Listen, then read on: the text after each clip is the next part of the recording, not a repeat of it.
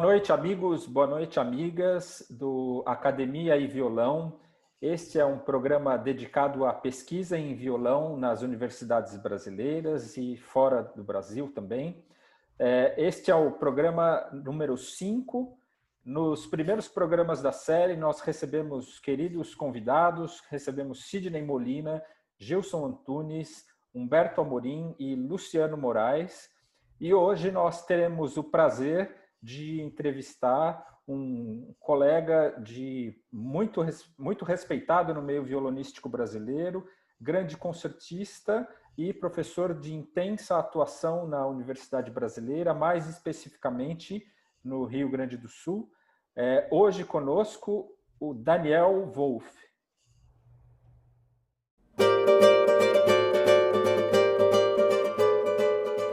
Primeiro doutor em violão do Brasil, Daniel Wolff é formado pela Escola Universitária de Música de Montevideo. Agraciado com bolsas de estudos da CAPES e CNPq, Wolff cursou mestrado e doutorado em música na prestigiosa Manhattan School of Music em Nova York, recebendo o Alan Cohn Award, prêmio oferecido ao doutorando de melhor desempenho. Professor titular da Universidade Federal do Rio Grande do Sul, onde criou os cursos de mestrado e doutorado em violão, Wolff é constantemente requisitado para ministrar cursos e masterclasses em universidades e festivais de música no Brasil, Américas e Europa. Vencedor de importantes concursos nacionais e internacionais de violão, sua carreira inclui apresentações internacionais, destacando-se numerosas atuações como solista de importantes orquestras e um recital no Carnegie Hall de Nova York. Entre seus professores destacam-se Abel Carlevaro, Eduardo Fernandes e Manuel Barrueco. Como compositor e arranjador, teve suas obras tocadas e gravadas por orquestras e grupos de câmara da Europa e das Américas. Sua participação como arranjador em diversos discos gravados nos Estados Unidos rendeu-lhe o Grammy Award e 2 vezes o Prêmio Açorianos de Melhor Arranjador. Recebeu também prêmios por suas trilhas para cinema e outras inúmeras composições, e publica suas obras pelas editoras alemãs Trecker, Trefontaine e Verlag Neue Musik. Lançou diversos discos no Brasil, Uruguai e Alemanha, com gravações solo, canções, música de câmara e concertos para violão e orquestra. Além de numerosos elogios da crítica internacional, receberam nominações para o Grammy Awards e venceram diversos prêmios açorianos.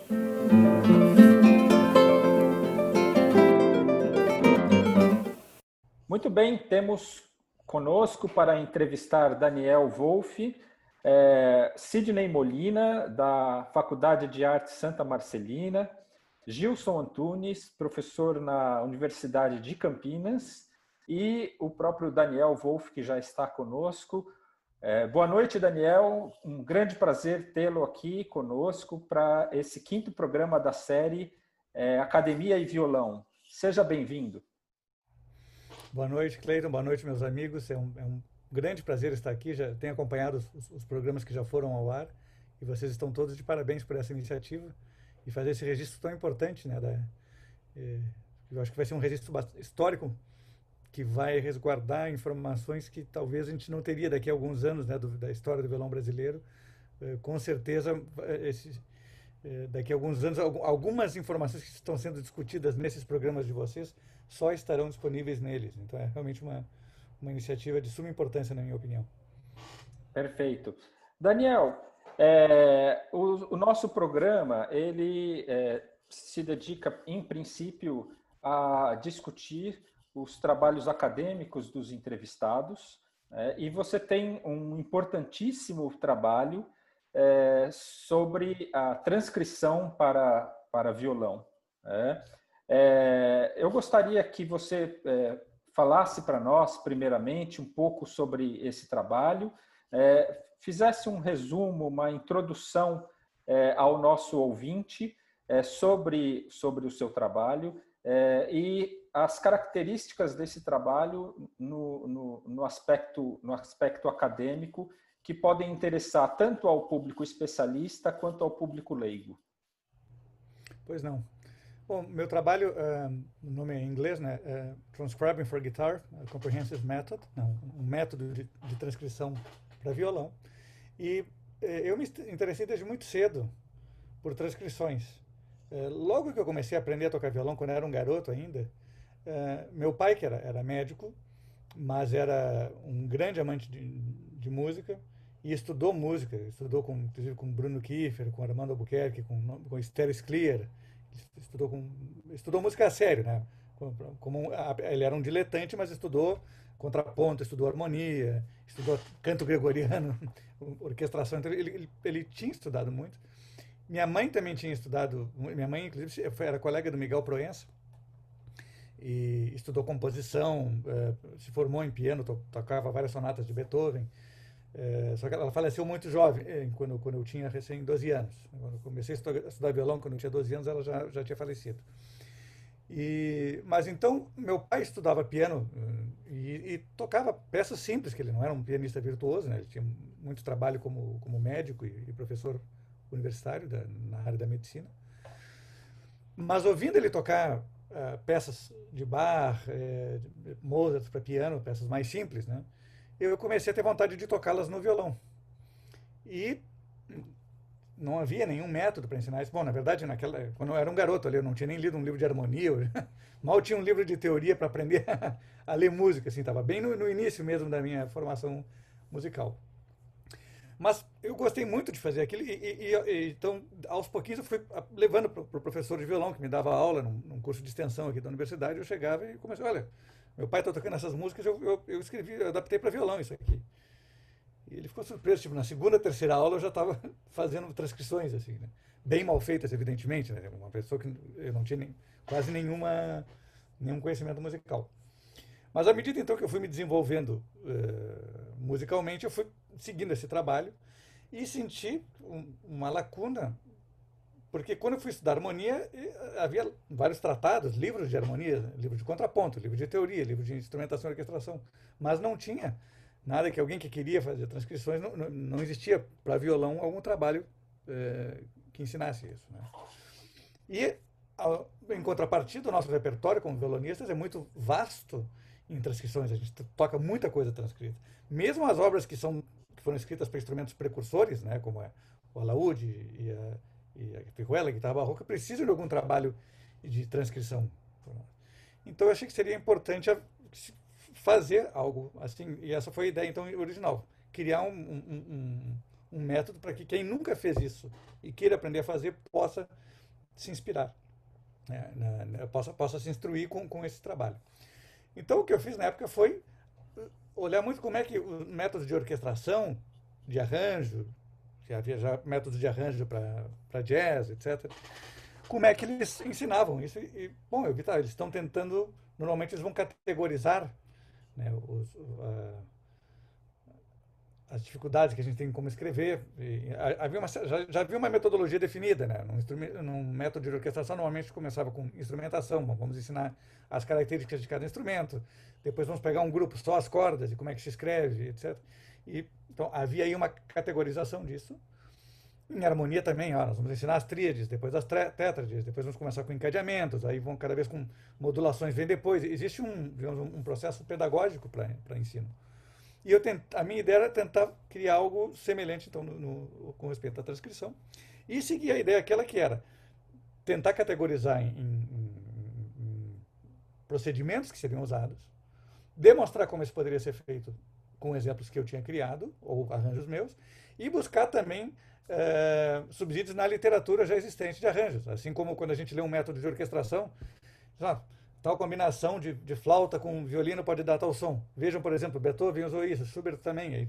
Você tem aqueles exemplos práticos que você pode ir lá e ouvir, conferir que aquilo foi algo que foi, digamos, extraído de uma literatura que já existe, de uma literatura musical, né, baseada já no produto artístico.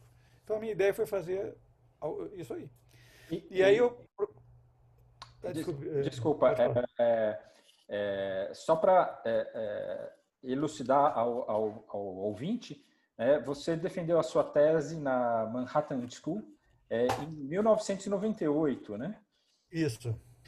Bom, mas, Cleiton, você tinha pedido que eu fizesse um breve resumo, né, da tese.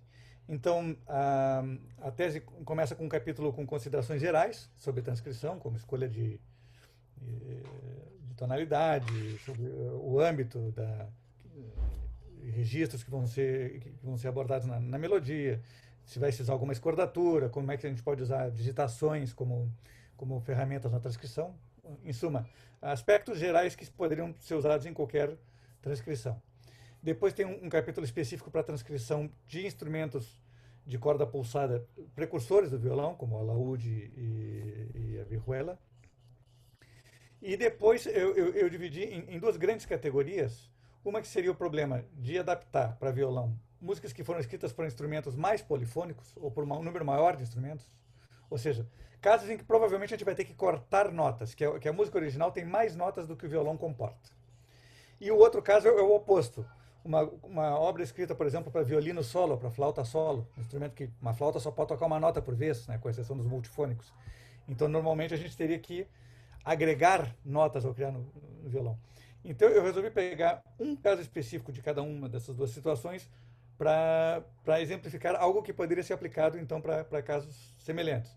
Então, um é transcrevendo música de piano ou instrumentos de teclado, né, cravo, para violão. Então, no caso, a gente teria que estar tentando reduzir o número de notas. E outras foi pegar obras para violino e violoncelo de Bach, para instrumentos solistas, que são instrumentos que podem tocar mais uma nota por vez, mas que não tem uma tradição polifônica como tem o violão. E ali nós temos que adaptar essas obras para violão. Então, e depois no final eu também faço um outro capítulo que é como a gente vai transcrever quando é para mais de um violão. Você faz uma transcrição para duo, trio ou quarteto, onde você tem que também considerar como é que você vai distribuir o material entre os instrumentos. Ok. Bom, Sidney Molina, conosco aqui para a entrevista. Sidney, a sua pergunta, por favor. Pô, legal, muito bom estar aqui com você, Daniel. É um grande prazer mesmo a gente poder bater esse papo sobre o seu belíssimo trabalho, né?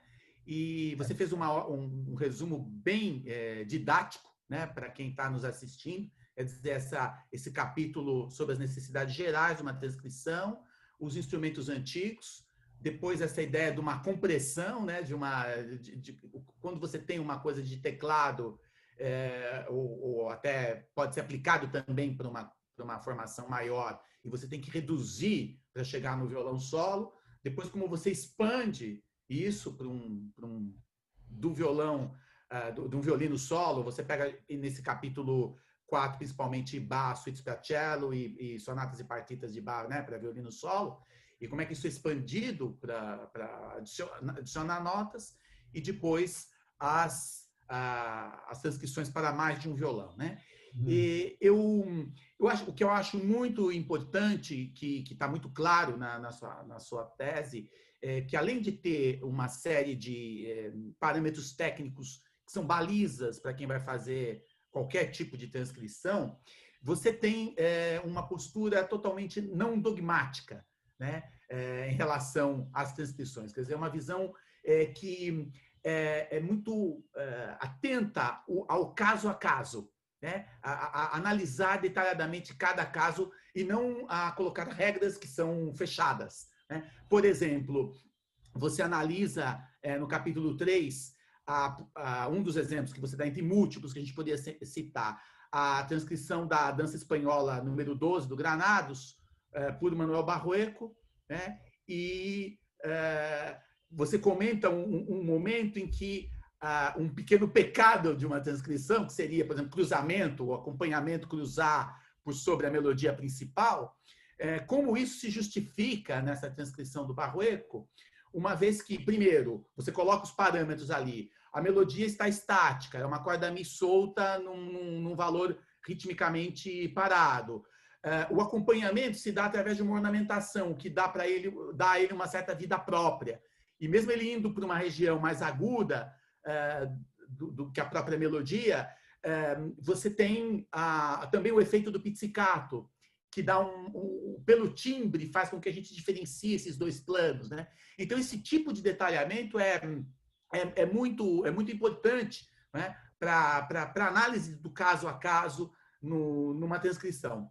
E o que eu tenho duas perguntas que eu vou sintetizar uma é um pequeno comentário seu e uma pergunta que também não é, a preleção talvez seja um pouco maior do que a complexidade da pergunta, não é nada complexa, mas conforme a gente vai parando para olhar os exemplos e tudo, a gente percebe que há, na ideia da transcrição, desde que propostas mais conservadoras em relação à parte original ou coisas mais criativas, que podem ter uma ousadia maior, né? Então, você observa algumas delas, você discute o Yamashita, que sempre é uma coisa até certo ponto polêmica, como é que eu levo o quadro de uma exposição para violão solo. No capítulo também para 2 ou mais violões, em que você chega a falar sobre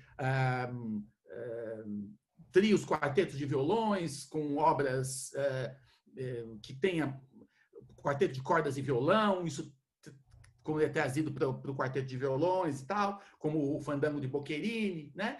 Então, dentro dessas transcrições mais ousadas, a gente tem, por exemplo, o Sérgio Abreu mesmo, né? Você comenta, tanto em termos de uma mudança de tonalidade, que às vezes ele propõe nas transcrições dele, que não é uma mudança de tonalidade, vamos dizer, seguindo um padrão único, mas tendo em vista as características de cada peça.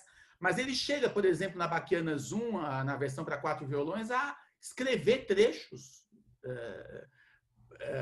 fazer uma elaboração melódica sobre um acorde estático do original para os cellos, que não está no original, né? Então, eu queria que você falasse um pouco sobre isso, inclusive, porque como já tem um certo tempo a sua tese, se a sua atividade, o seu pensamento como arranjador, compositor também, né, e transcritor, mudou um pouco desde a tese para cá, se você ainda pensa exatamente como pensava na altura que fez esse trabalho acadêmico, se você ficou mais ou menos ousado na sua visão em relação ao que funciona ou não para violões e para grupos de violões.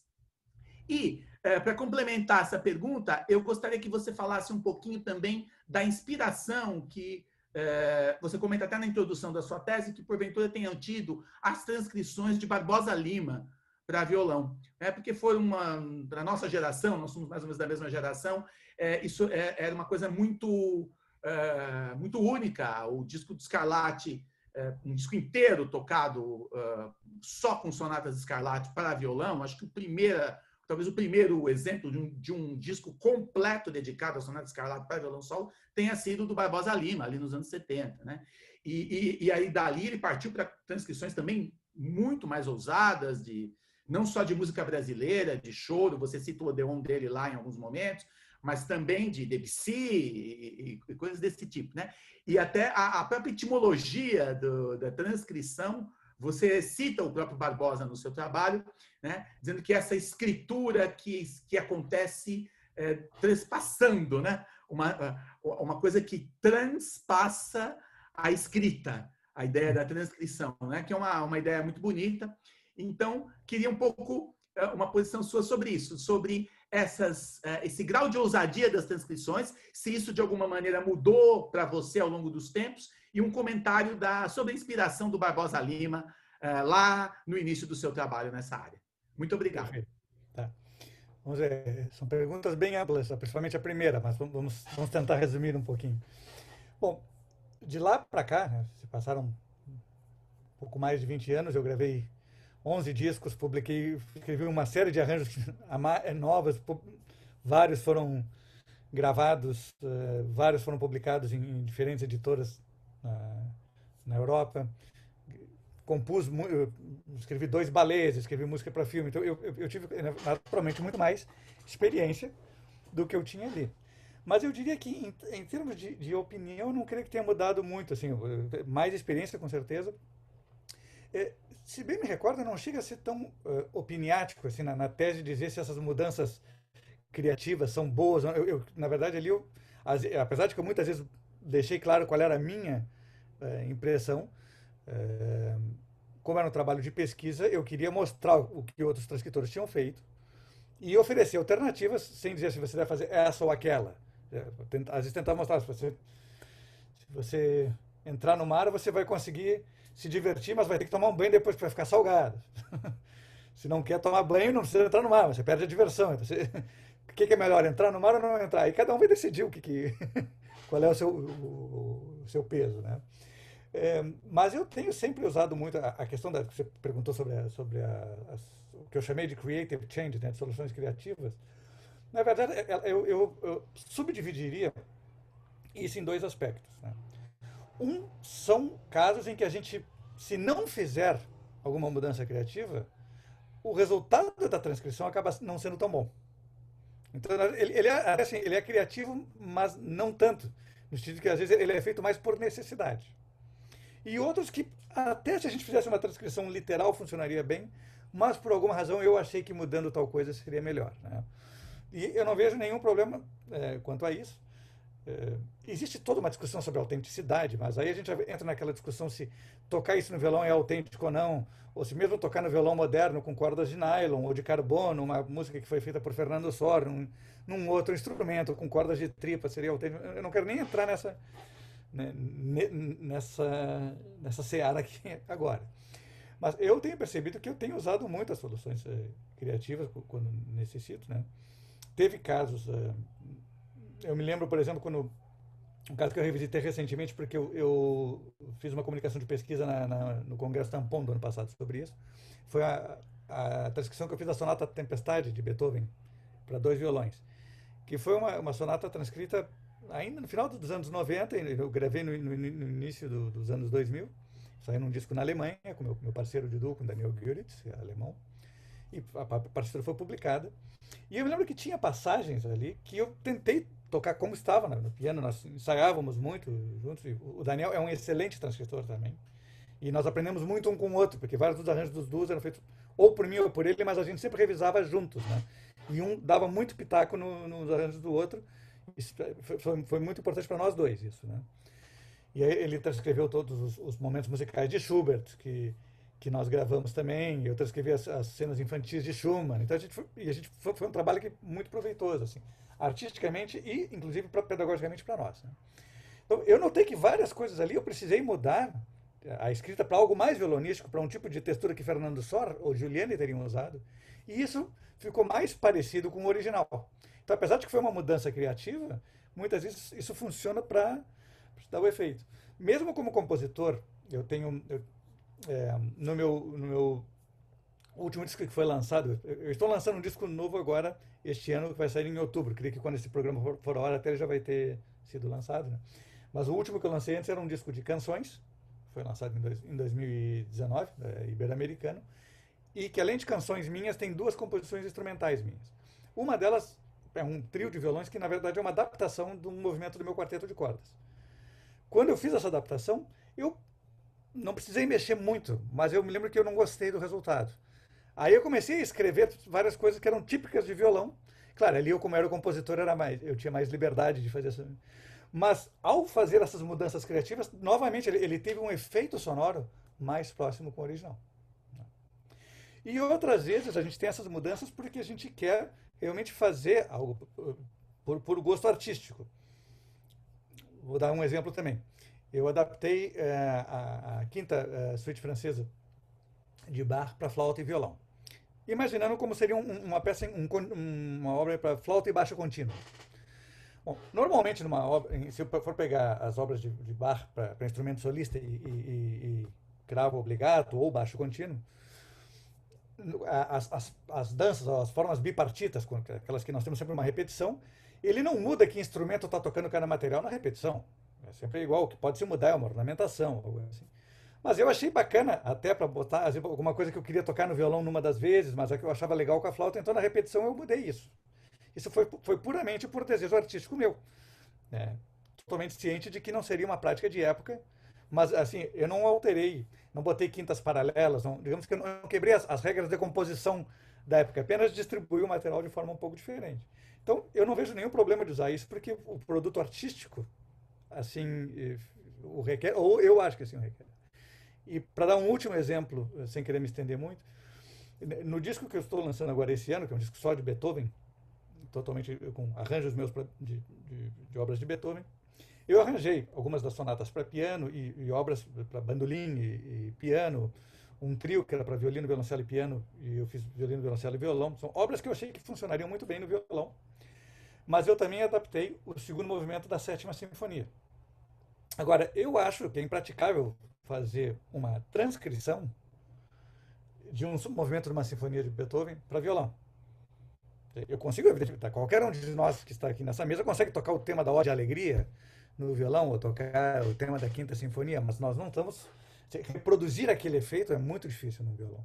Então, ali foi uma questão criativa minha, eu vou fazer uma coisa nova, eu vou compor um estudo de trêmolo sobre o Allegretto. E aí, então, já é quase que uma composição inspirada na obra de Beethoven, onde eu pude, a sessão toda em fugato, que existe no meio do movimento, que eu achei que não ficaria bem no violão solo, eu simplesmente não usei. Então, esse tipo de solução criativa me permite tocar músicas que eu gosto muito e que eu creio que não funcionariam numa transcrição literal. Você perguntou também do Barbosa Lima. Pergunto também do Barbosa Lima, um comentário rápido. Assim, o Barbosa Lima foi uma pessoa que foi muito importante para mim, porque eu era um brasileiro que já estava nos Estados Unidos há mais tempo, que tinha um histórico muito grande como transcritor e como arranjador, né? Eu, inclusive, me inspirei muito nele, nos arranjos que ele fez música popular para violão.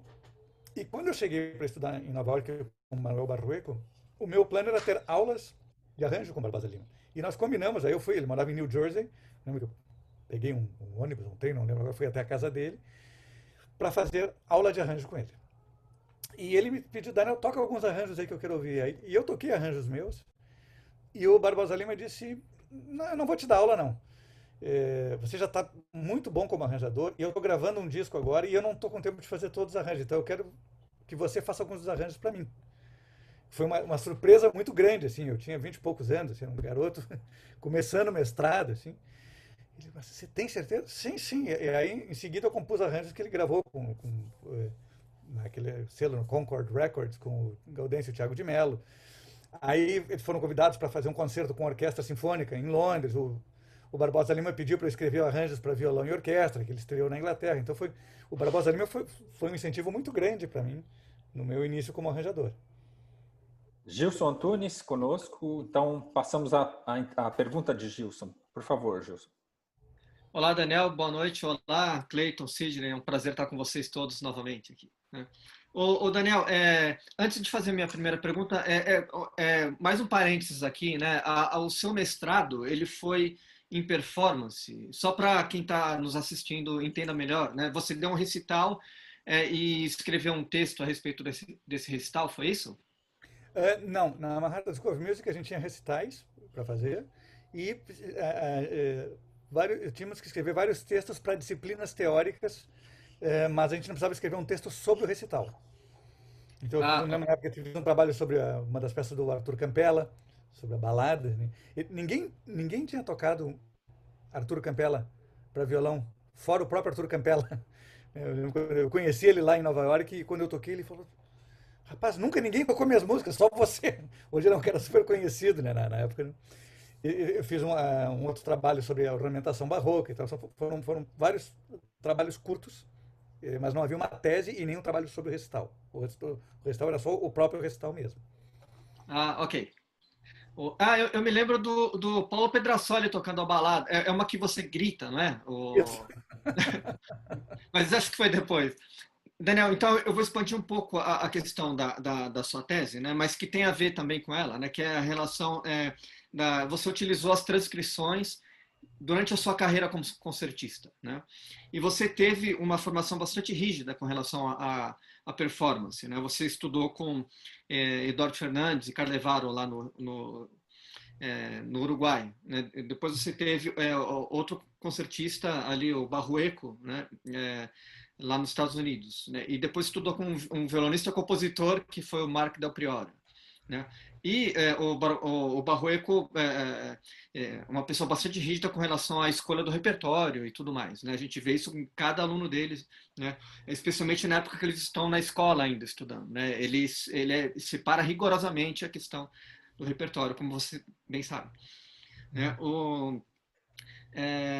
Em alguns dos seus discos, né, você utiliza essa questão da performance com a transcrição, né? Citando aqui 2 exemplos do Concerto Brasileira, né? Que aqui você toca o concerto do Rod Mesniatel, o número 4, né? Tem um concerto seu para clarinete e orquestra de cordas, e tem um arranjo que você fez de peças do Thiago de Mello, né? Tem esse CD aqui, o Coisas da Vida, também, que você fez com o Wilfried Berg, né, o clarinetista. Tem alguns arranjos teus aqui também, né?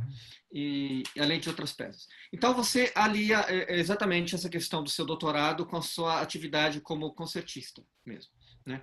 Então a minha pergunta é mais genérica, mas eu gostaria de saber a sua opinião a respeito como você enxerga a performance aqui no Brasil, né? Especialmente por você ter feito um treinamento basicamente fora do nosso país, né? Você fez Uruguai e Estados Unidos, né? Então, como é uma pergunta bastante genérica, você pode delinear da maneira que você quiser, né?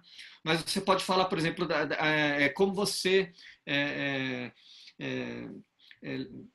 passa isso para os seus alunos, por exemplo, a questão da performance, ou como você vê através dos recitais que você dá em masterclasses por todo o Brasil, né, o repertório dessas pessoas que estão fazendo a performance, desses alunos, né, e, enfim, como você enxerga essa questão da performance no Brasil?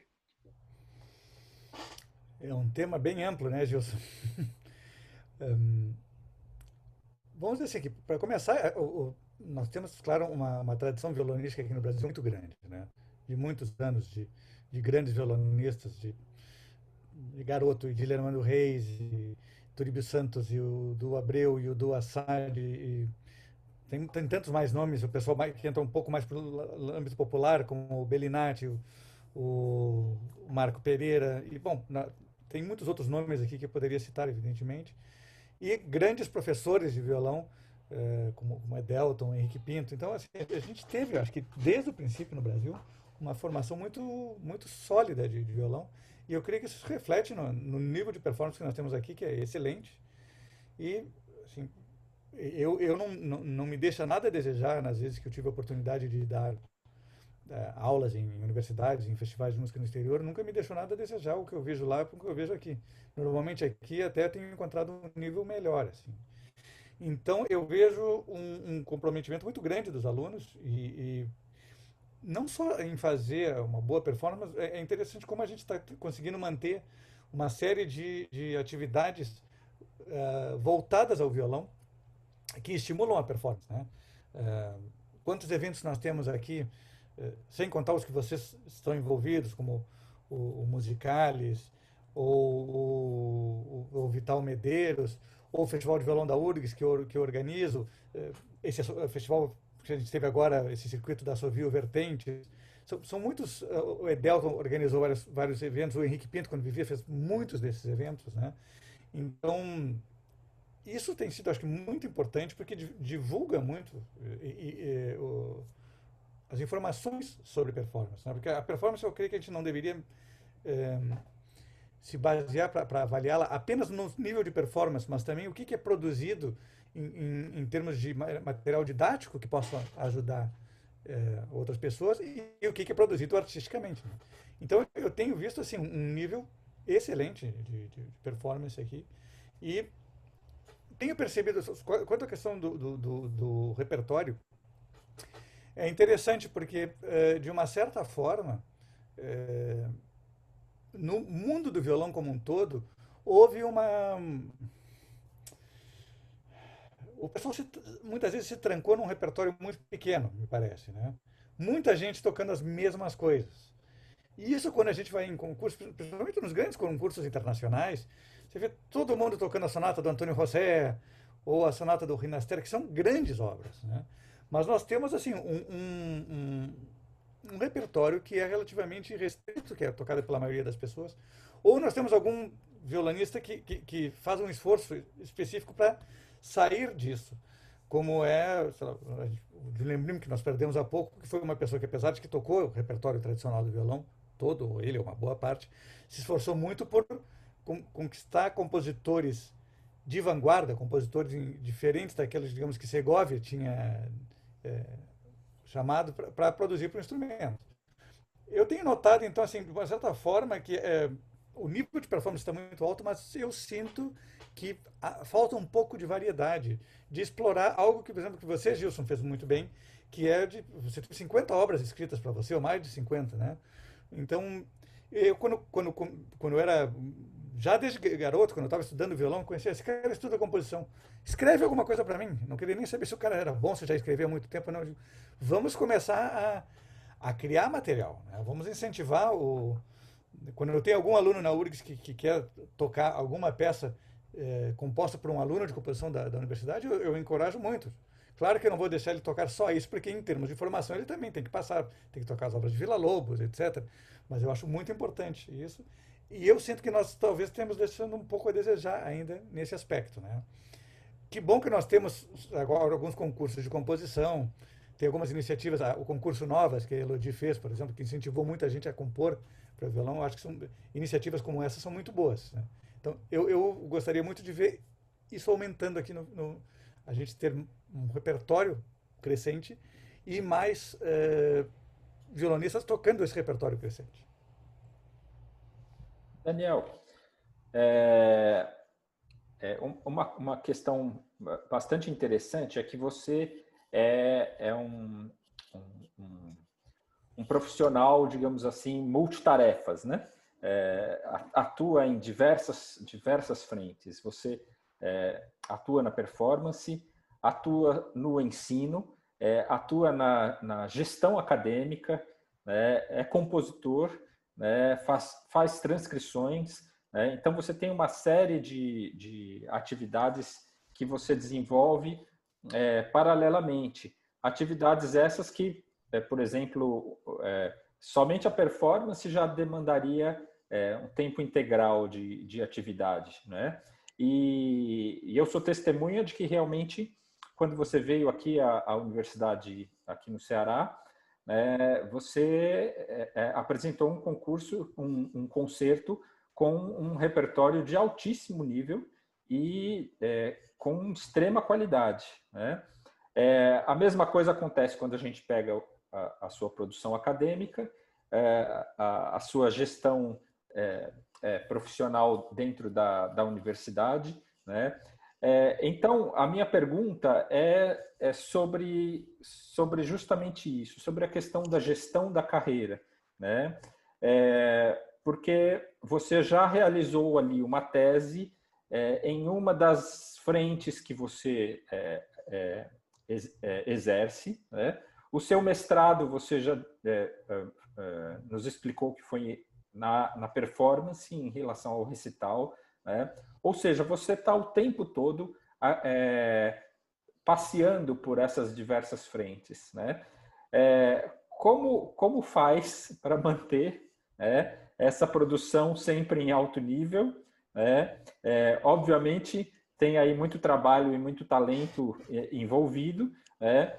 Mas eu gostaria que você falasse um pouco, principalmente para os nossos estudantes, né? E para nós mesmos também, como é a gestão e a organização disso ao longo da carreira, para que isso possa ser efetivo e para que se possa caminhar nessas diversas frentes sempre em tão alto nível.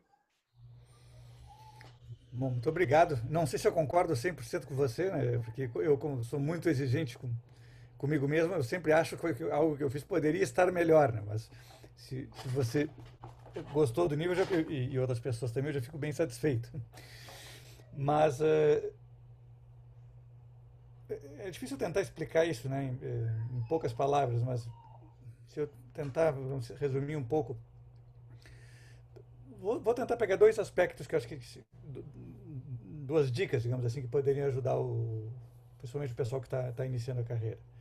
Primeira coisa quanto melhor a gente está preparado desde o início, menos nós teremos que fazer, menos tempo nós teremos que gastar para fazer algo depois.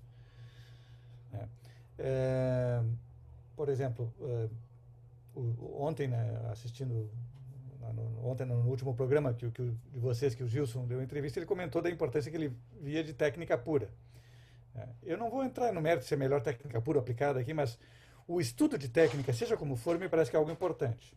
Então, se o aluno, quando está estudando, já consegue criar uma base técnica sólida, ele vai provavelmente precisar de menos horas de estudo do instrumento quando ele for profissional. Claro que aí tem coisas diferentes de uma pessoa para outra. Eu preciso passar muito mais horas trabalhando uma escala hoje em dia para conseguir chegar numa velocidade X de uma escala, e Paco de Lucia, em 5 minutos, teria tocado ela 2 vezes mais rápido que eu e muito melhor.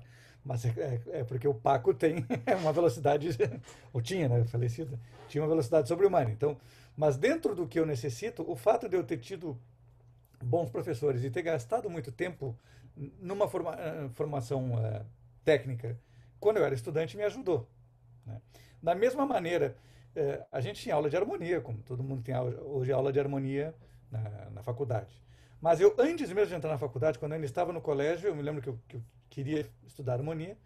Eu fui fazer um curso de composição quando eu tinha 16 anos com o Cláudio Santoro. Ele esteve aqui em Porto Alegre por 2 semanas, então era um intensivo. A gente passou 2 semanas de manhã e de tarde, e ele me disse, olha, você não estuda técnica de violão? Sim. Então, vai estudar técnica de composição. Se você quer tocar rápido, tem que ficar treinando escalas e treinando ligados. Se você quiser compor mais rápido, você vai ter que saber fazer isso também. Então, quando eu estava fazendo a minha faculdade, primeiro, já antes disso, eu comecei a ter aulas particulares com um pianista de jazz, de harmonia, quando eu ainda estava no colégio, no segundo grau, né? Hoje chama ensino médio. Quando eu fui estudar no Uruguai, eu entrei em contato com o Guido Santorsla, que é um grande compositor, excelente professor, e inclusive tinha um livro publicado de harmonia, e eu fazia assim várias harmonizações. Ele me dava dezenas de trabalhos que eu tinha que fazer toda semana, porque na faculdade me dava um trabalho a cada 2 semanas de 8 compassos para harmonizar, ou algo, não me lembro se era algo assim, mas era pouco, né? E ali com o Santorsla eu tinha que passar, todos os dias eu tinha que ficar 1 hora escrevendo harmonizações. E isso faz com que hoje em dia, eu tive casos que me pediram algum arranjo de orquestra sinfônica de um dia para o outro. Isso não é o comum, mas eu já tive que fazer, não só fazer o arranjo, botar tudo no software de editoração e mandar a grade e as partes para a orquestra. Porque o Isaac Arabchevski decidiu um negócio lá que no outro dia tinha que estar pronto. Então, se você já começa, enquanto estudante, a vislumbrar, eu vou querer me dedicar à composição, ao arranjo, não sei o que, você já começa a gastar mais tempo enquanto estudante em desenvolver o seu domínio técnico dessas disciplinas que envolvidas no saber do que você quer fazer. Quando você chegar num nível profissional, você vai precisar de menos tempo para fazer cada uma dessas coisas. Essa é a leitura à primeira vista. Se você tem uma boa leitura, você vai aprender repertório mais rápido. Música de câmara, talvez você nem precise quase estudar a peça, você pode quase que ler ela, né? O pessoal de orquestra faz muito isso, eles chegam lá, sem nunca terem tocado o negócio, o cara larga a partitura, eles já saem tocando com articulação e tudo de primeira, né? Por que a gente não pode fazer isso no violão também, né? Agora, a outra questão é também, uma vez, quando você já é profissional e você tem que lidar com com diferentes demandas simultâneas, é uma questão de organização de tempo, né? Eu acho que cada um tem que saber como funciona. Quando ele rende mais? Eu rendo mais de manhã, de tarde, de noite, antes do banho, depois do banho, antes de dormir uma siesta ou depois, ou não dormir uma siesta é melhor para mim. Então, isso varia muito de cada ser humano. Então, eu tento me organizar para conseguir fazer muitas coisas de 2 maneiras. Uma é no dia a dia e outra é mais no médio prazo. No médio prazo seria assim, vamos dizer que me encomendaram um balé para a orquestra sinfônica que tem que estar pronto daqui a 6 meses. E eu vou olhar, eu não tenho concertos agendados no mês de dezembro. Vou tentar não agendar nenhum concerto, porque daí eu não preciso ficar estudando violão. E ali eu vou ter um tempo que eu vou poder me dedicar bastante para isso. Então, mas eu já sei, por exemplo, que eu vou ter um concerto em janeiro. E que eu vou ter que tocar, vou supor lá, o concerto de Aranjuez. Então, agora que eu tenho um pouquinho mais de tempo, eu já vou dar umas estudadas em passagens do Aranjuez, para que mesmo eu tendo ficado dezembro quase sem estudar ele, quando eu tiver que pegar ele de volta em janeiro, eu consigo botar ele nos dedos mais rápido. Então eu vou fazendo um certo planejamento, quando daqui até aquela data eu vou ter tempo para dedicar mais a cada uma dessas atividades. E depois, assim, eu vejo que tem momentos que eu rendo mais no violão. Tem momentos que a parte de gestão é algo que eu detesto fazer, mas acho que faço, modestamente, eu acho que faço relativamente bem. Mas não me demanda tanta concentração. Então eu vou estudar violão, por exemplo, vou até estar mais ou menos cansado, e aí eu vou fazer essa outra parte, porque se eu fizer ela primeiro, eu não consigo estudar bem violão depois. Dar aula me cansa muito. Eu sou uma pessoa que tenta sempre fazer uma atividade física regular, academia, ou correr, para manter digamos, o corpo saudável dentro do possível.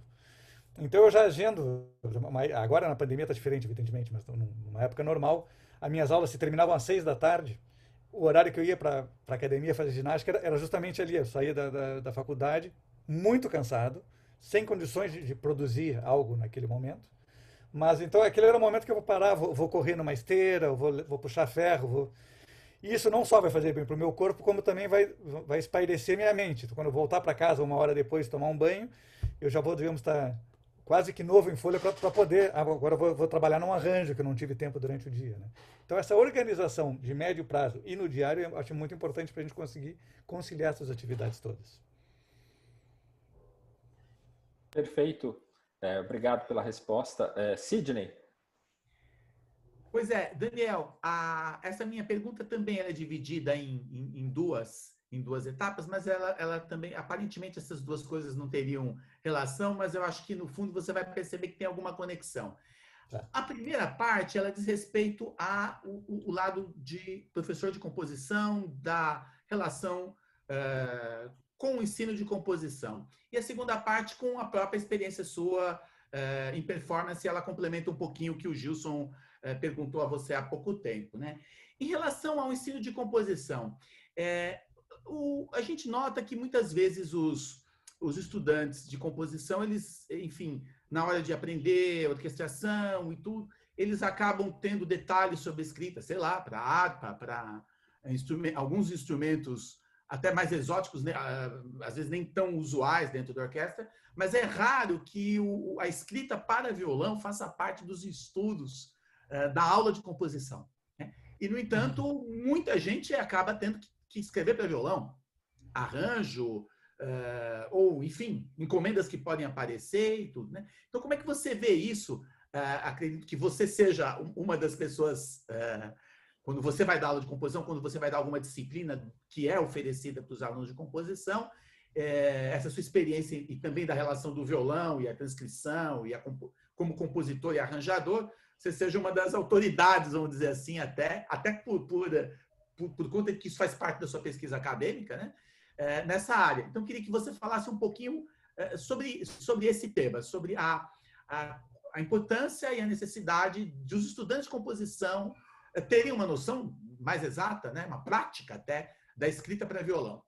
E a segunda parte, ela diz respeito assim, a gente até aqui no Brasil tem uma relação forte com os professores latino-americanos, não brasileiros. A escola do Carlevado, ela foi muito influente no Brasil, ela chegou através do Henrique Pinto em São Paulo e dali se ramificou para toda parte, né? E ele foi um dos seus professores. Mas a ida sua aos Estados Unidos na época, quer dizer, a gente até, o Cleiton comentou que a sua tese de doutorado é a primeira, você foi o primeiro doutor em violão da Universidade Brasileira, não à toa, porque não havia doutorados em violão também àquela altura. Os doutorados vieram muito tempo depois, estavam começando os mestrados ainda nos anos 90, né? E não é todo lugar que tinha isso, quase nenhum lugar tinha até o doutorado, então também você teve que ir para fora, talvez também por conta disso.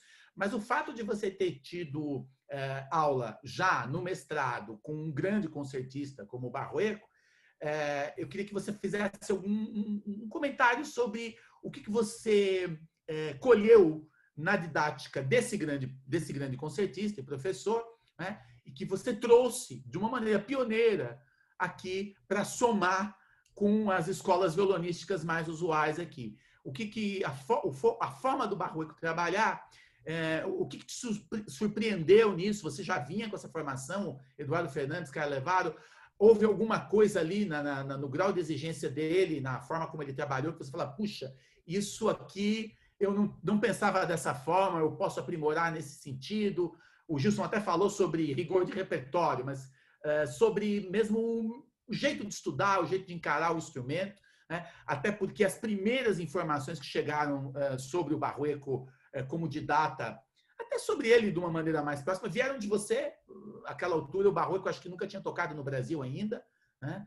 A gente conhecia as gravações, o Albenes e Granados e os primeiros discos dele, e todos, claro, o meio musical inteiro o admirava muitíssimo, mas você foi uma das primeiras pessoas, eu lembro de ter ouvido sobre Barrueco a primeira vez no Violão Intercâmbio, né? Revista que o Gilson, a Terezinha Prada editaram, o Ricardo Marui, nos anos 90, e ali tinha uma entrevista com você, mais de uma, aliás, ao longo dos anos, e a gente começou a pensar, e puxa, olha, a mão direita, o Barrueco pede para você estudar com cordas soltas e tal. Então, gostaria que você falasse um pouquinho sobre isso e como foi como isso, vamos dizer, trouxe um elemento novo para você como professor de violão também.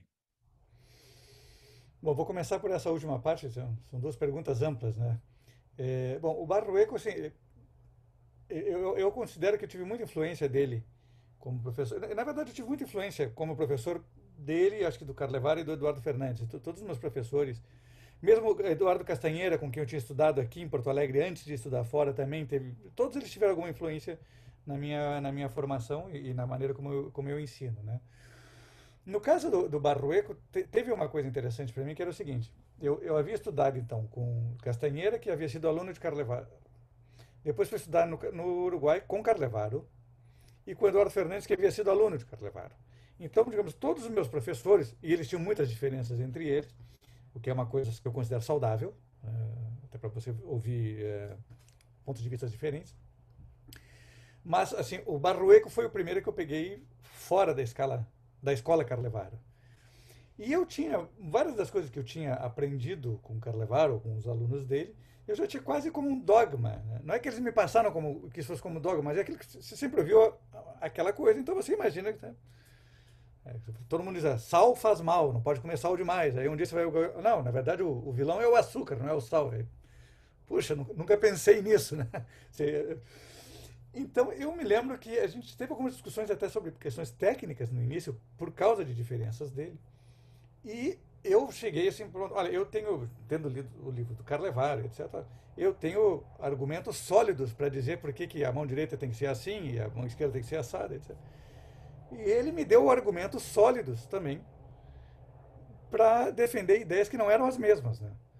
Aí chegou num ponto que eu disse, bom, então não serve apenas o argumento, né? Tem que haver uma comprovação, evidentemente. E claro que a gente, assim, você não vai negar que se Carlevaro fez aquela técnica, ela funcionou para Eduardo Fernandes e para tanta gente boa, ela é uma excelente escola. Mas não necessariamente para todo mundo vai ter que ser exatamente igual. Inclusive, se nós olharmos vários alunos de Carlevaro, tem diferenças entre eles, né? Então, para mim foi muito importante de eu poder dizer assim, ok, isso aqui está maravilhoso tudo, mas talvez alguma informação que não faz parte deste conjunto também possa ser maravilhosa e possa ser combinada, né? Que no fim cada um de nós acaba formando a nossa própria técnica. Isso é uma coisa muito pessoal, né? A gente dá diretrizes. Então foi importante nesse sentido. Também muito importante o trabalho musical dele, sempre foi muito cauteloso, assim, de cada nota, que som tu queres para essa nota, quanto de vibrato ela tem que ter, assim, um tipo de cuidado muito específico, assim. Nesse ponto até ele trabalhou menos comigo aspectos maiores de uma obra como o Fernandes trabalhava, mas ele trabalhou muito mais o detalhe, né? E eu creio que as duas coisas são importantes, né? Só que é difícil, digamos, trabalhar as duas simultaneamente. Às vezes eu até faço isso com meus alunos. Eu dou vários detalhes de uma obra, trabalhamos agora. Bom, agora vamos especificar nota a nota como é que você tem que cuidar mais, né? E teve uma coisa muito importante que ele me passou, que eu achei impressionante, foi já no final do meu estudo com ele. Eu um dia toquei uma peça e ele me ouviu, assim, ficou um tempo em silêncio e disse, olha, Daniel, você tocou muito bem. Poxa, o Barrueco dizendo que eu toquei muito bem, né? Já meu ego começou a subir, né? E assim, eu estava completamente dentro do estilo que a peça demanda. Eu me senti melhor ainda, né? E não tinha nenhum ruído, tecnicamente, super bem dominado, som bonito. Mas eu não me emocionei nada. foi um banho de água fria no final. Eu pensei, pois tudo que eu queria fazer, eu consegui. Eu consegui tocar as notas bem, toquei limpo, toquei com som bonito, toquei estilisticamente correto, mas parece que isso não é suficiente, né? Eu não consegui emocionar ele como ouvinte. E aí ele começou, aquela foi uma aula que ele começou a me questionar assim, que caráter tem isso? Assim, eu não quero saber se isso tem que ter inégalité ou não, ou algum termo técnico. Eu quero saber isso é uma música alegrinha, é uma música triste, é uma música para... Como é que você sente ela? E aí começou a tentar ver se eu conseguia transmitir aqueles sentimentos. E chegou um momento em que eu comecei a sentir internamente aquele caráter que eu queria transmitir. E até nesse primeiro momento, como eu estava mais, digamos, introspectivo, olhando mais para dentro, até creio que a minha performance, mecanicamente falando, técnica, decaiu um pouquinho, porque eu comecei a pensar em outras coisas. E num determinado momento eu senti então isso dentro, e aí naquele momento o Barroico falou, agora tu conseguisse. E eu, mas como é que tu sabe? Eu tentei tocar 6 vezes, como é que tu sabe que foi nessa? Porque agora eu senti isso também. E isso foi para mim uma lição muito importante, assim, que a gente não basta você analisar tudo que tem que fazer com os dedos e saber, olha, para fazer uma música romântica tem que ter mais vibrato, tem que ser um timbre mais dolce, mais perto da tastiera, do ponticello. Isso tudo é importante, são ferramentas, mas se você não tem, digamos, uma ideia interna, é muito difícil de transmitir isso, né? E isso foi realmente uma coisa que para mim foi muito importante do Barroeck, que eu tento transmitir para os alunos aqui também.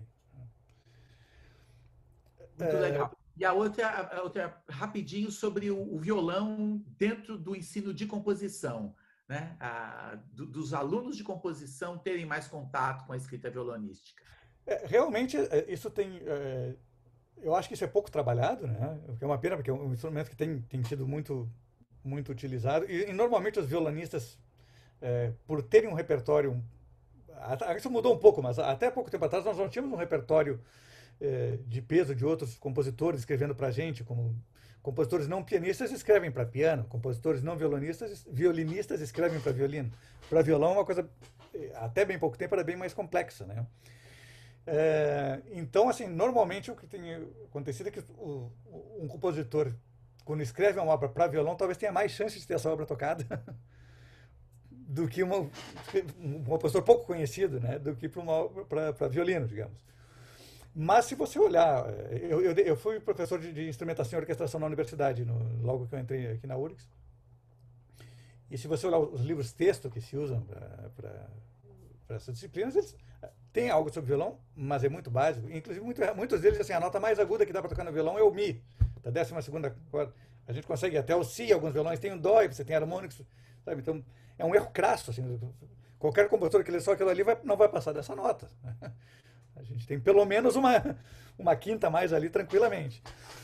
Sem contar aqueles violões, o Brahms guitarra, que você tem uma corda a mais para cima ou para baixo, aí já temos outros casos.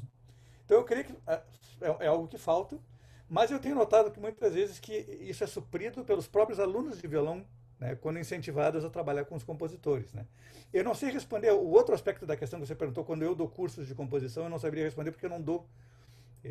Eu não tive uma formação de composição, ou seja, eu tive uma formação das disciplinas de composição feitas com compositores, mas eu não tive aula de composição propriamente dita, né?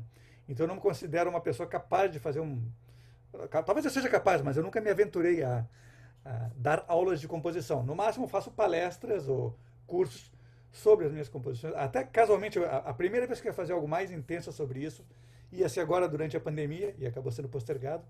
No ano passado, na Ampom, eu apresentei uma comunicação sobre um ballet que eu escrevi, e a Flávia Prando, que me assistiu, e me convidou para dar um curso sobre criação e composição no Centro de Pesquisa do SESC em São Paulo, que teria dado este ano. Então é um plano que vai ficar agora para o ano que vem. Muito obrigado. Gilson, a sua última pergunta? Ok. Bom, Daniel, a minha última pergunta talvez seja mais sucinta, né? Mas analisando a sua trajetória toda, né? Mais atualmente eu percebi, e acredito que outras pessoas também, uma ligação só com relação às canções também, né? Inclusive você escrevendo a letra das canções, você cantando também. que para mim foi realmente algo novo, né? E também, novamente, na minha opinião, de altíssimo nível, né? Ao mesmo tempo, eu percebo uma outra ligação sua com relação à cultura sul-rio-grandense, né? Mesmo em composições suas, né, que a gente tem em alguns CDs que você gravou, né? Esse aqui, por exemplo, né? Porto Alegro, né? Que é um trocadilho muito interessante, né? O Cameratas e Consorts, que tem peças que você escreveu até para outros instrumentos, né? E o Ibero-Americano, né? Que, enfim, tem participação até do Renato Borghetti aqui, né? E a gente vê, por exemplo, você tem concertos para clarinete e orquestra, peças para estudos para clarinete e tal. E você também tem, por exemplo, Esquerdos do Rio Grande, né? Que daqui você junta essa questão local do Rio Grande do Sul com o Esquerdos, né? Por exemplo, a Maroquinha, que é um shot gaúcho, né? E Porto Alegre, que o próprio trocadilho já diz, né? Então, a pergunta, na verdade, é dividida em dois, mas eu queria que seja uma questão mais rápida, né? Isso tudo, essa questão da canção, ela foi planejada já há algum tempo ou ela aconteceu naturalmente, né? A segunda parte da pergunta seria relacionada a isso também, né? Se foi planejado, o que você planeja para o futuro, né? O que nós podemos esperar do Daniel Wolf daqui para frente? Ela não foi propriamente planejada, essa questão das canções, né? Eu trabalhei muito como arranjador para orquestras quando tinham cantores iam se apresentar com essas orquestras. O Zé Cabaleiro, veio a Fernanda Takai, MPB4, vários desses cantores daqui, ou às vezes eram cantores que iam fazer um repertório só de Chico Buarque ou de Caetano Veloso, e eu tinha que escrever os arranjos orquestrais. Então eu comecei a trabalhar muito com canções como arranjador, né? E eu creio que isso influenciou o meu trabalho como compositor. E eu faço um pequeno paralelo com Mahler, né? Não querendo, evidentemente, me colocar no nível dele, mas ele foi um compositor que, quando compunha sinfonias, ele usava temas que tinha usado em canções ou vice-versa. Então houve uma transformação gradual de um para outro e vice-versa. O que eu notei era, quando eu escrevia obras mais para formações clássicas, eu usava muitas coisas que são típicas da música popular. O próprio Esquerdos do Rio Grande foi a peça que eu tinha comentado antes, que foi escrita para quarteto de cordas.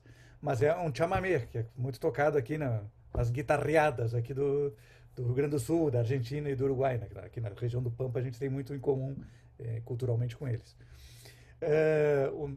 Alguns baiões que eu escrevi, na verdade, foram parte do meu concerto para clarinete. Tem um baião ali, tem um choro que aparece no meu concerto para clarinete. No meu trio para violino, violoncelo e piano tem um baião também. Então eu fui usando elementos de música popular nas minhas peças para formação erudita e elementos eruditos, a escrita de orquestra, quando eu escrevia para música popular. Então o que aconteceu foi, num determinado momento, uma cantora que já faleceu, que é Ângela Jobim, que é a prima do Tom Jobim, excelente cantora.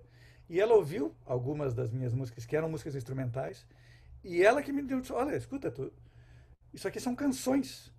E eu me dei conta que realmente, muitas vezes, quando eu estava compondo essas obras, eu às vezes estava eu cantando e tocando no piano. Muitas vezes eu uso o piano para compor, para não me influenciar pelo que eu já sei tocar no violão. Né? No piano eu não sou um bom pianista, então eu não tenho, digamos, aqueles vícios de quem já está acostumado a tocar uma coisa no violão 1000 vezes, igual.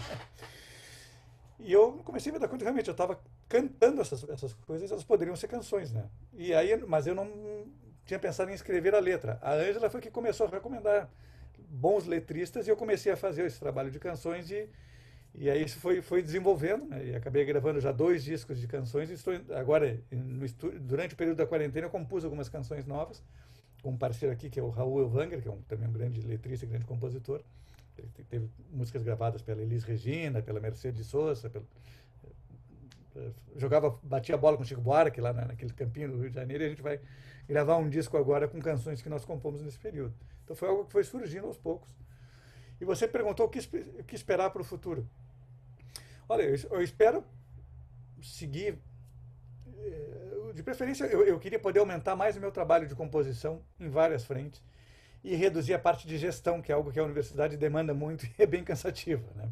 Não sei quanto eu vou conseguir fazer isso, mas eu tenho vários projetos de gravação ainda não realizados. Apesar de que eu estou gravando meu 12º disco e participei de muitos discos de outras pessoas, eu acho que eu tenho mais projetos não gravados do que gravados, né? A gente sempre tem um monte de ideias e nem todas elas chegam às vias de fato. Então eu queria poder aproveitar e tentar gravar essas outras ideias que já estão comigo há muito tempo e ainda não cheguei a entrar no estúdio para registrar. Com relação ao repertório tradicional mesmo, eles entram nesses seus projetos futuros ou por enquanto, pode ser que entre, ainda não está delineado? Não, eu não pensei muito em repertório mais tradicional. Eu gostaria justamente de gravar coisas que foram menos gravadas ou não gravadas ainda. né? Então, pode ser tradicional no sentido de ser uma gravação de Bach, mas seria talvez algo de Bach que não foi tocado no violão ainda, ou que a minha transcrição não foi tocada. Claro que eu posso gravar suítes para laúde de Bach, eu posso gravar os estudos de Villa-Lobos, ou os prelúdios de Villa-Lobos, mas são obras que já têm tantas gravações de gente tão boa, né, que a minha ideia é mais tentar contribuir com algo que não foi feito ainda. Que foi o caso do meu disco de Beethoven, gravado este ano. Algumas das obras até já tinham sido tocadas, o próprio Tárrega já tinha arranjado algumas dessas peças, mas eu fiz um arranjo diferente, o arranjo que eu achava ideal. Então houve, digamos, uma contribuição nova, um avanço do conhecimento ali, com relação ao que já existia. Então eu creio que vou estar focando mais nisso do que gravar um repertório propriamente tradicional, gravar Sor ou Giuliani. Apesar de que eu sigo tocando essas músicas porque eu adoro elas. Ok, muito obrigado, Daniel. Daniel, esse programa está indo ao ar no dia 10 de novembro, né? E na semana que vem nós teremos o Festival de Violões da Universidade Federal do Rio Grande do Sul, e o seu disco de Beethoven, que está sendo disponibilizado nas plataformas. Então, eu gostaria que você fizesse para nós um convite, falasse um pouco dessa edição do festival, que esse ano vai estar sendo totalmente online, né? E também, eu estou ansiosíssimo para ouvir esse disco do Beethoven,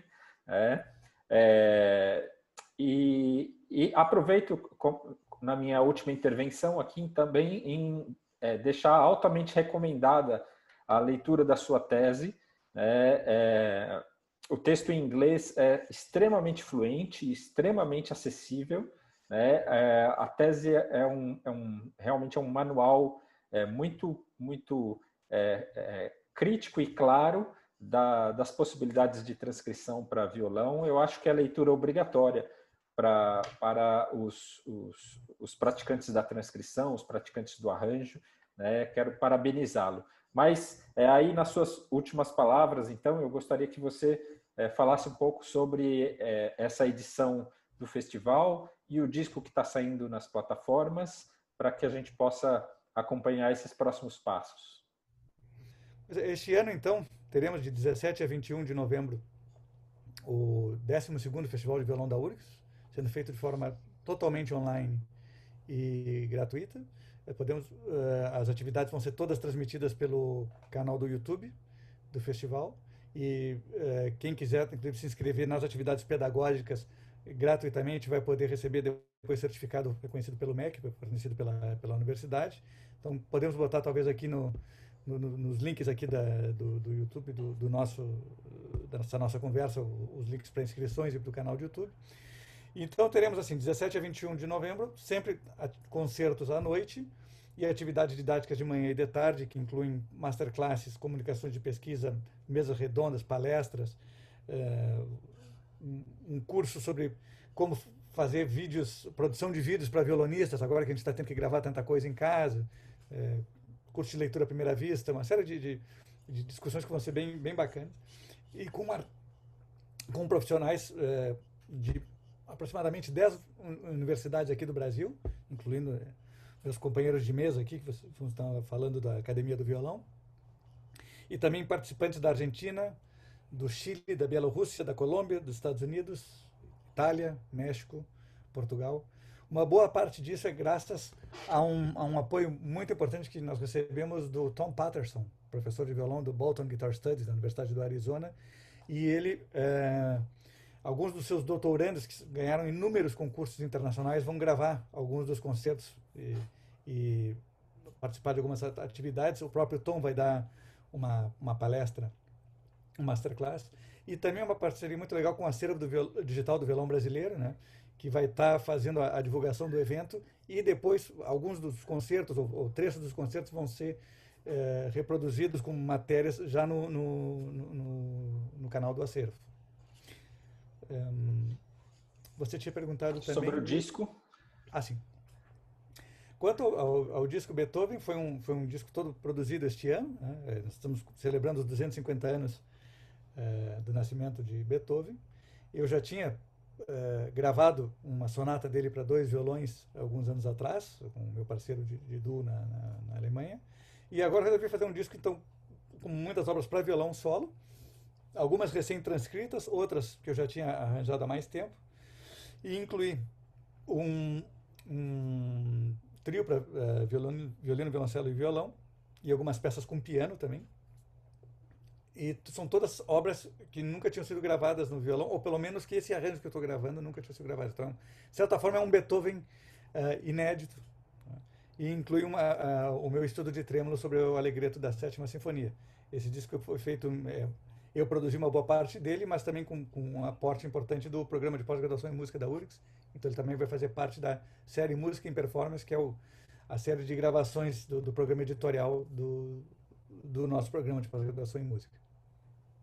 Ok. Tá. Muito bem, amigos que estão nos assistindo. Muito obrigado pela presença de vocês. Daniel Wolff, muitíssimo obrigado pela sua disponibilidade em estar aqui batendo esse papo com os ouvintes da Academia e Violão. Sidney Molina, Gilson Tunes, obrigado mais uma vez pela parceria. E nós ficamos por aqui. E esperamos vocês nas próximas entrevistas também. Um grande abraço e até a próxima. Obrigado.